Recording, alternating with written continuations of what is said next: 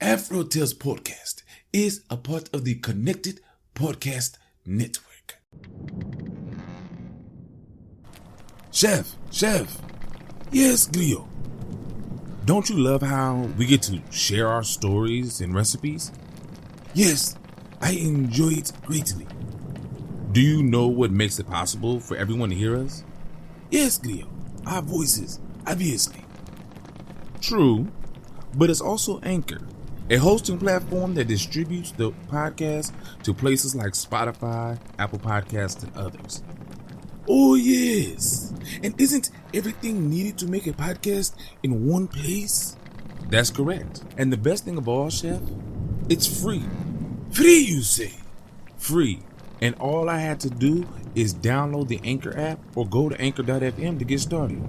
So, you just had to download the Anchor app or go to anchor.fm to get started. Yep. Download the Anchor app or go to anchor.fm and do what we're doing now. Fantastic, Grio. Simply fantastic. I know, Chef. I know.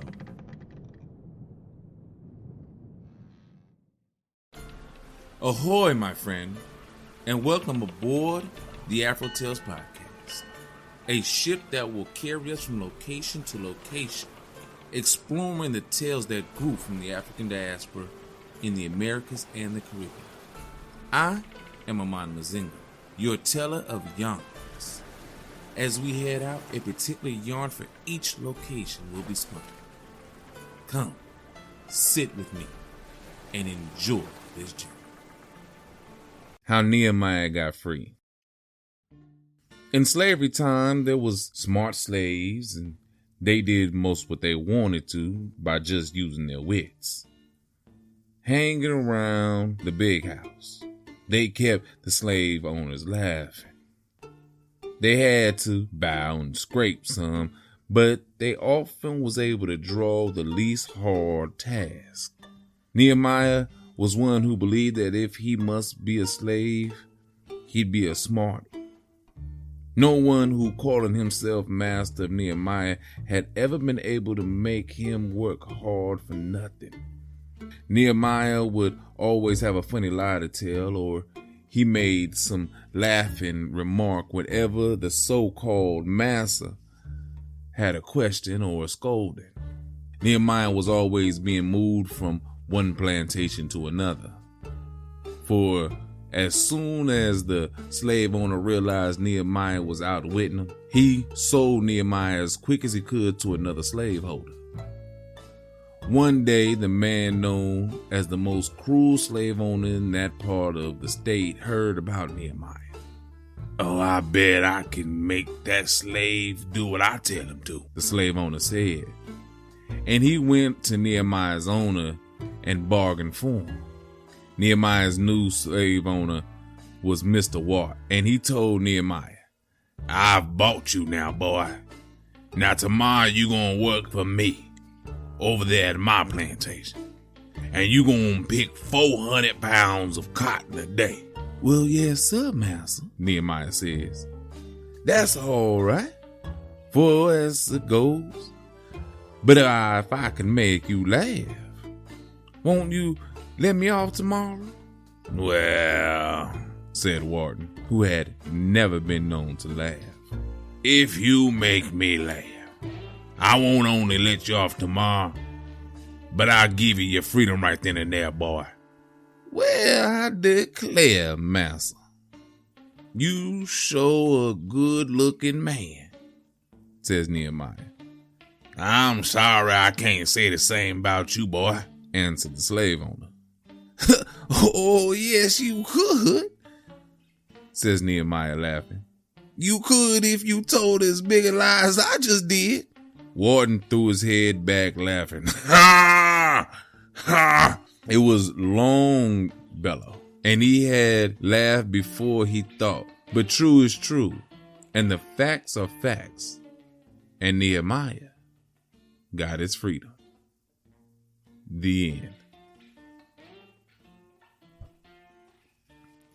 And for your bonus story, the riddle tale of freedom.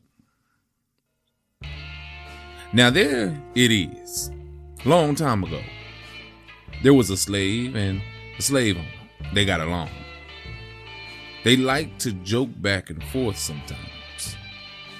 Those two would change jokes and riddles.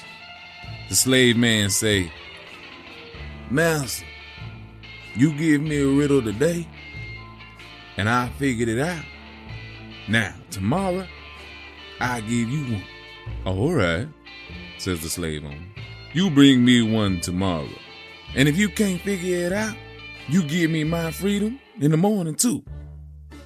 So that was the deal. The morning came. The slave goes to the owner's place. Owner says, "Come on in. I heard you coming. Come on in. You got that riddle with you? You said you was gonna bring it to me." "Sure do," said the slave. His old dog had died the night before. The dog's name was Love. The slave took a piece of Love's skin and wrapped it around his hand. So the slave says, "I've got you a riddle right here." "Well, go ahead. Tell it to me now." "Well, then, here it is." And he told him the riddle like this. "Love I see, love I stand, love I holds in my right hand." Now what is the answer, master? The slave owner took a long time. He tried to guess the riddle, but he just couldn't figure it out. "Well, I give up.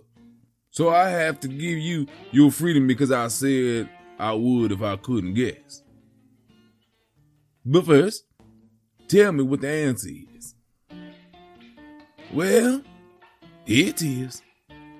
You see, master, wrapped around my right hand, that's my dead dog's skin, and his name was Love.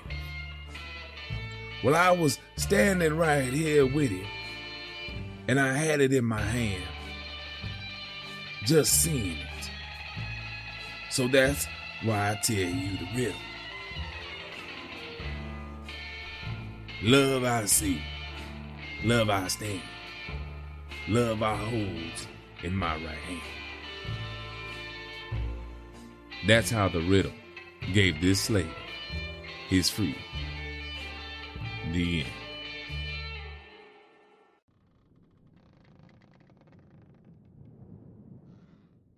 Wow, that is those are some witty stories. And I love wit. I love people showing intelligence. I love when I don't want this to sound as if I love con men. I don't. But I love when people can outsmart others just off of their wordplay. Now, in the bonus story, there's no way that, well, I'm thinking as I'm talking, there probably is a way that the old master should have known the answer to that riddle, right? And if he paid attention to his slaves, and especially a slave that he supposedly really liked, he would have known that his dog's name was Love.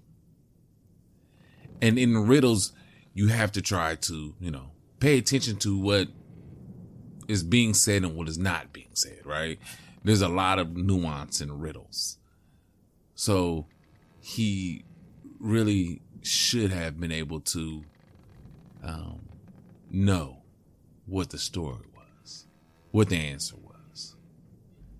And as far as Nehemiah, well, sometimes telling a flat out lie can be hilarious, especially to a cruel and unforgiving man as Mr. Wharton.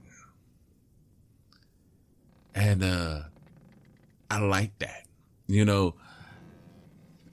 Nehemiah knew that well, hell, if I'm going to do this back-breaking work, if I'm going to be in this position in life, I might as well do it in such a way that I get the most out of it. And sometimes that's how we just live, right? That's how we work in life. Some of us have just grueling positions in life, and we have to just use our wits to make it through and make it benefit us the best way possible. I'm not saying do that in an illegal way, by no means. Because a true witty person, a true person of intellect, can make it through bad situations without having to do things that are illegal. You know, I'm not going to name anything, but that's just what it is. If you're truly that intellectual, if you're that smart, you can make it out or make it through with your mind instead of having to turn to illegal actions to make it through. But this is the last episode before the season finale. This is the end of season 4. And I wanted to do something in honor of this particular story. I have a riddle for you. And you can hashtag AfroTalesCast and give me the answer to the riddle. And you'll get a sticker pack. It's very simple. It's not crazy. The first person to send me the answer, or the first one I see, I will announce next week on the season finale, and you will get the sticker pack. It's that simple. Here's the riddle. And it's an old slave riddle, so maybe it won't be hard for you at all. But here's the riddle. Was 12 pair hanging high and 12 pair hanging low? 12 king come riding by. Each he take a pair, and how many leaving hanging there? That's your riddle. If you can answer the riddle, first person to give me an answer gets a free sticker pack from AfroTalesCast. So until then, hopefully I'll have something by the answer by next week. Again, you can tweet me on AfroTalesCast or hit me on Instagram at AfroTalesCast with the answer. The first person that gives me the answers it will be the winner. I'm not going to go long. It'll be the first person. Okay. And now go see Chef and see what he has for you. Again, thank you for coming on this voyage. We have one voyage left, and that will be the end of this season of being on these particular voyages. So until next time, have a blessed day.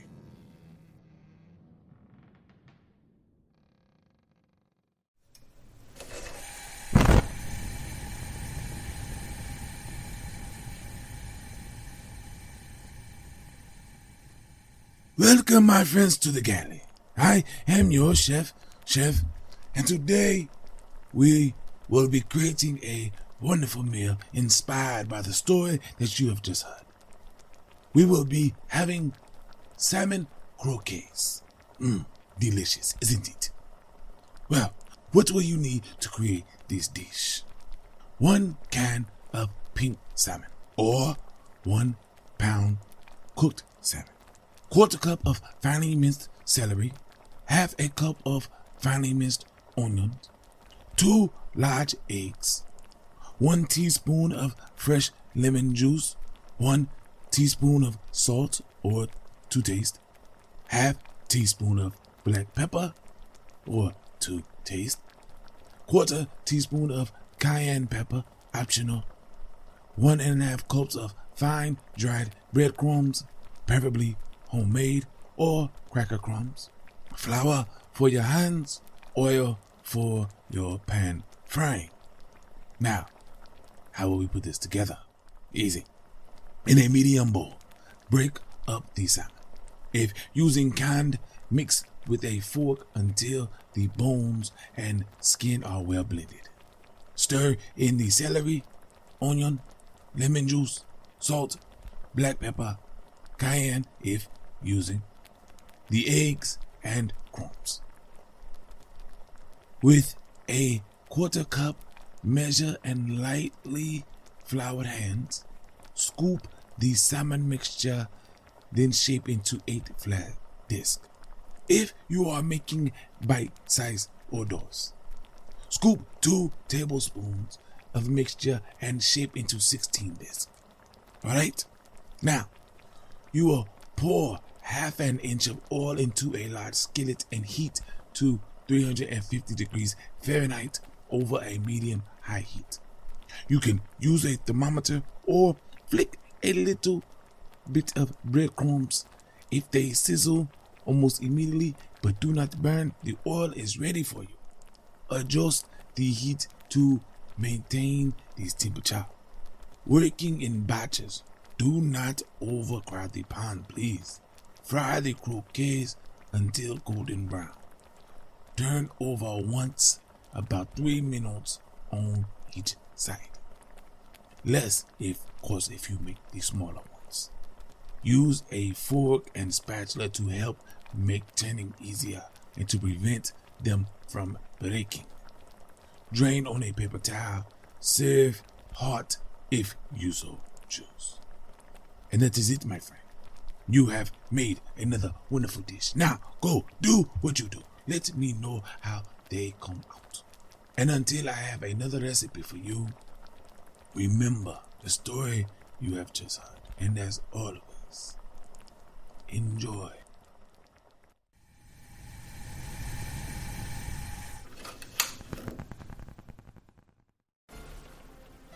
My friends, we are here, and I want to thank you for coming out here on this voyage with me. Thank you for doing what you do and giving me the time to get to this point. I want you to join me in thanking Art by Chalet. I want to also join me in thanking those who create the sound effects and music on freesound.org and Free Music Archive. I want you to share this journey with your family and friends so that way they can be blessed just as you are. If you want to leave a comment or a review so others can learn about this voyage, please do so wherever you can. All other ways to support and contact me will be in the show notes. So please go there, check it out, and do what you do best and be you. Again, thank you. And until next time, have a blessed day.